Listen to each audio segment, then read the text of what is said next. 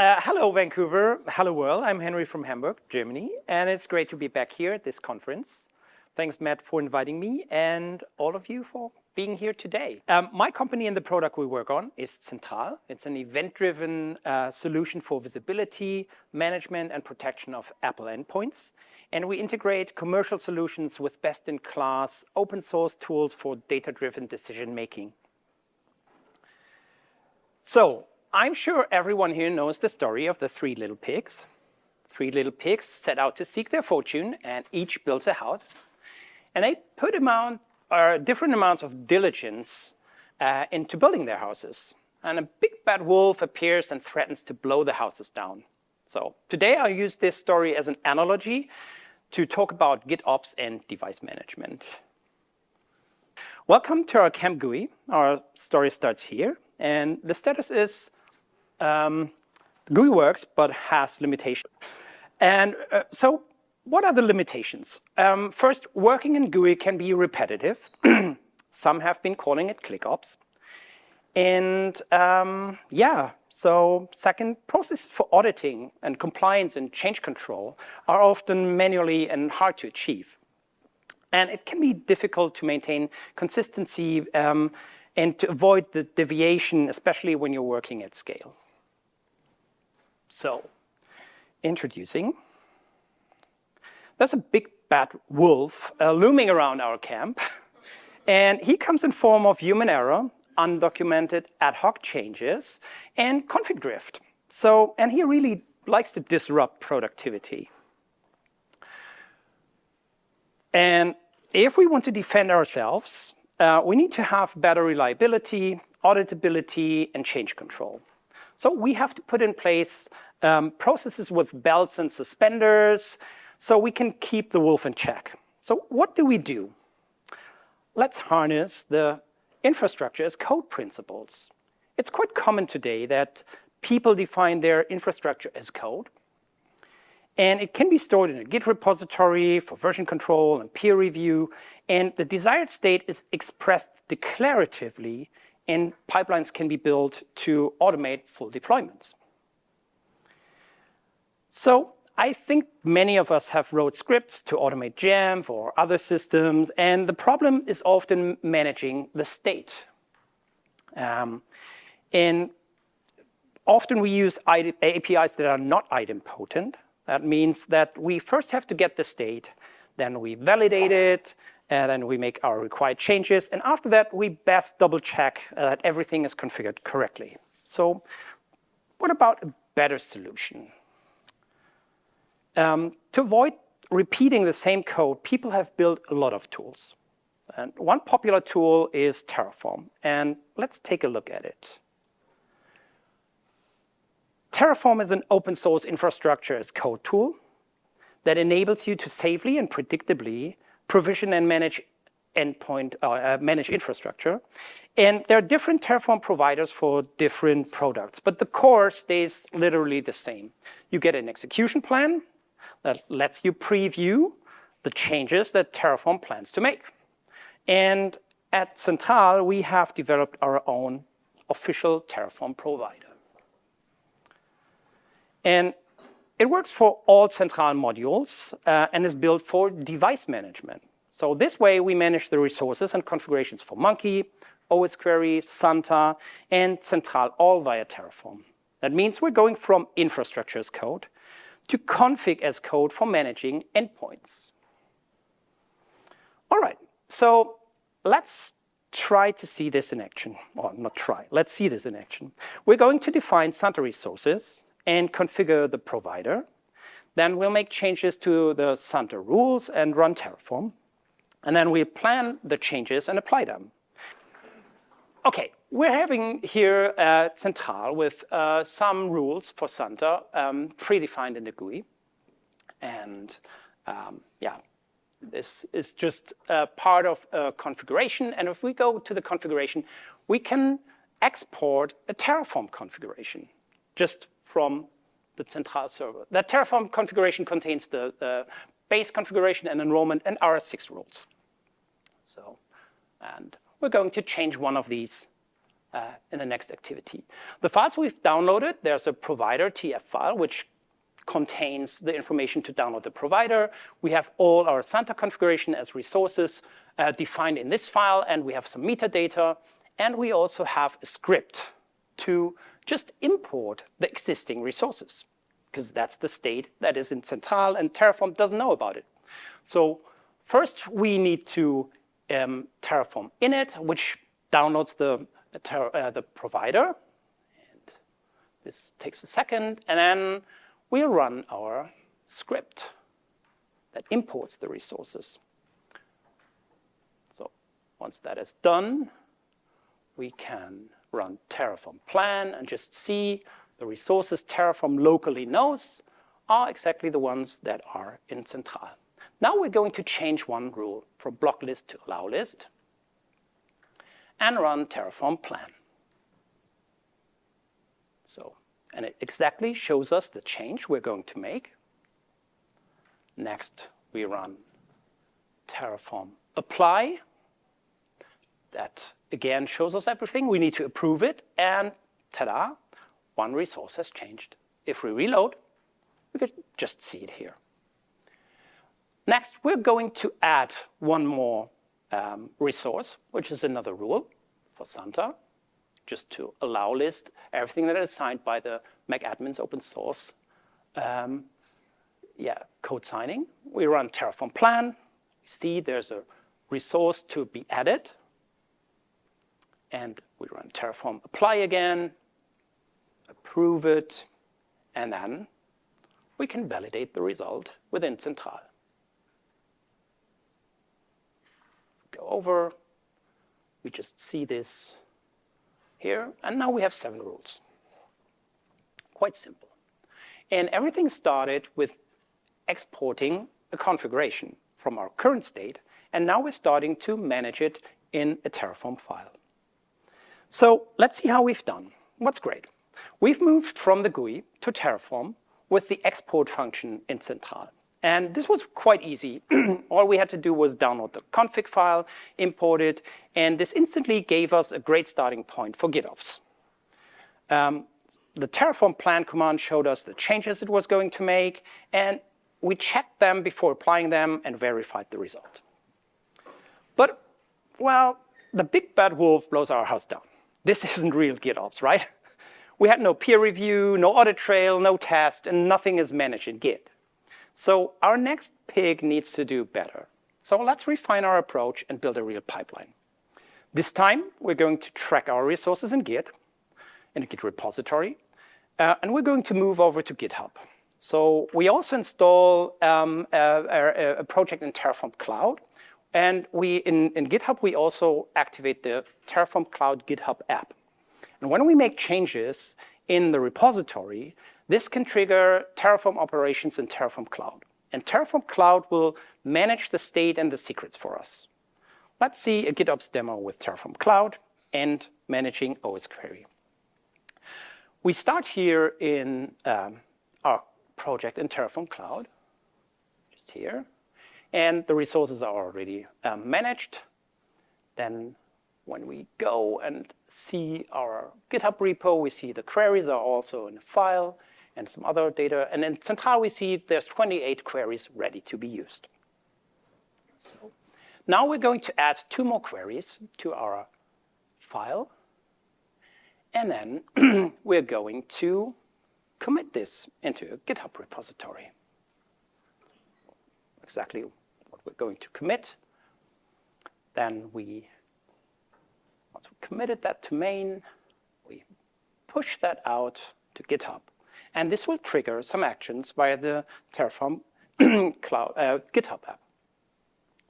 Now, if we go to the runs, we see, something has been triggered, and our pipeline is automatically starting. So let's look into the pipeline. Just a moment. All right, cost estimation. Interesting.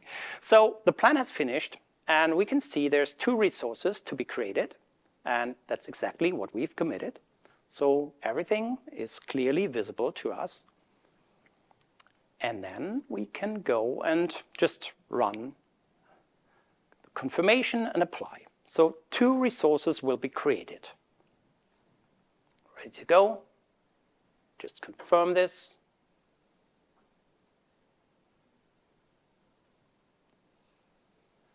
And once this is finished, we see there have been 2 resources created. And if we validate this in Central, we reload, we see that's 30 queries ready to be used for whatever we want to do with these queries. We can have an ad hoc run or put them into scheduled queries. All right. So, and we clearly see that all actions that we've done before and we will do in the future have a clear audit trail where all the details are available to us. So that's much better than the first demo. All right. So how did we do this time? We used a real pipeline. The changes are stored in Git, and the tasks are automated with designated stops for validation. We could have added peer review into the whole process, and our secrets are managed in Terraform Cloud. So we had a nifty automatic deployment. So we're looking pretty good, right? We've replaced a straw with sticks, but we're still missing something. That is a test environment. With that great power we have here comes great responsibility. And when we're using tools and automations like this, we have to make sure we don't go and breaking things. And with a safety net, we could catch errors and mistakes in testing before they go live to prod. Let's go and build a brick house with our third pig. This time, we want to have a test environment and a prod environment of Central. We also want to use a single pipeline for our deployment. And let's also pretend Terraform Cloud is no option. So in our next example, we're going to use Gitlab. Gitlab is quite similar to GitHub. It can run on-prem, so there's a differentiator. There's GitHub Enterprise, but this comes at cost. And GitLab also includes a pipeline for continuous integration and deployment. And this is what we're going to use to manage our source repository. In this demo, we will associate 2 main branches with 2 different Central environments. So we're going to protect the branches and make merge requests mandatory for a review. And so this means before we can add any changes, we need approval. And in our case, that is by a different user.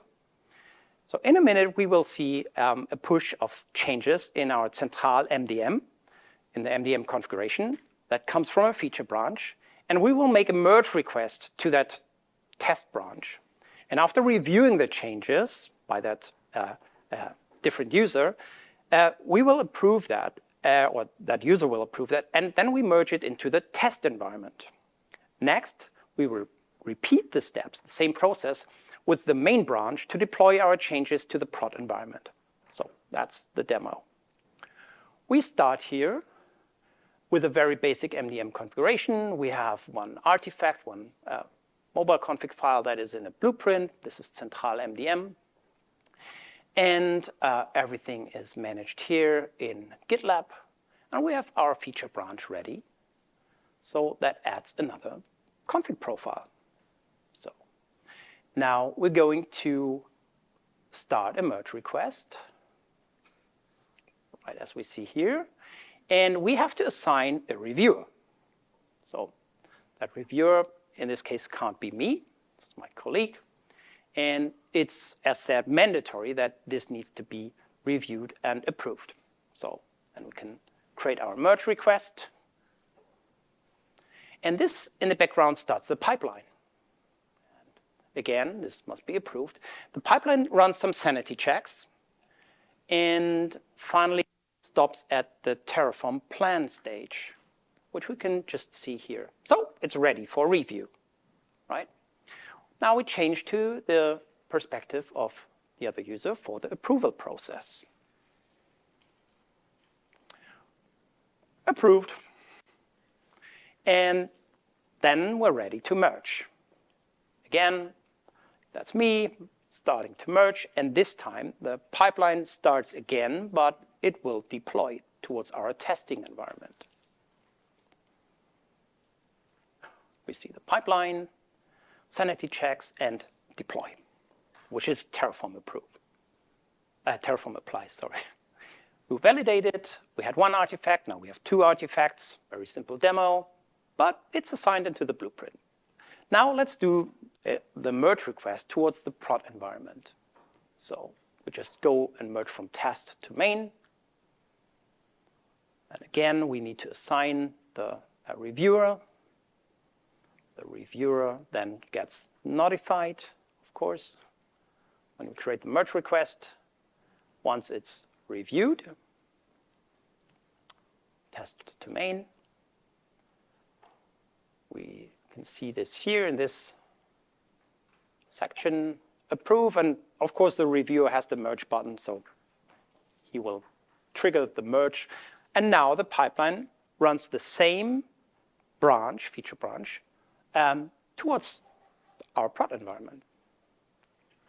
So we see there's 3 resources have been created, and if we reload here in our prod environment, we see there's exactly the same change. And also, all activity that we had going on here is fully audited.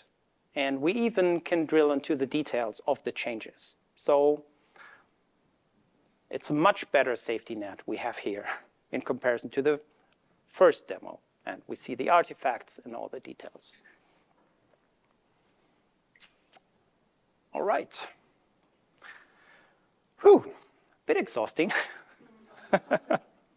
So we just saw a very rigid process that can prevent accidents. And with an advanced setup like this, we can catch errors in testing or even earlier.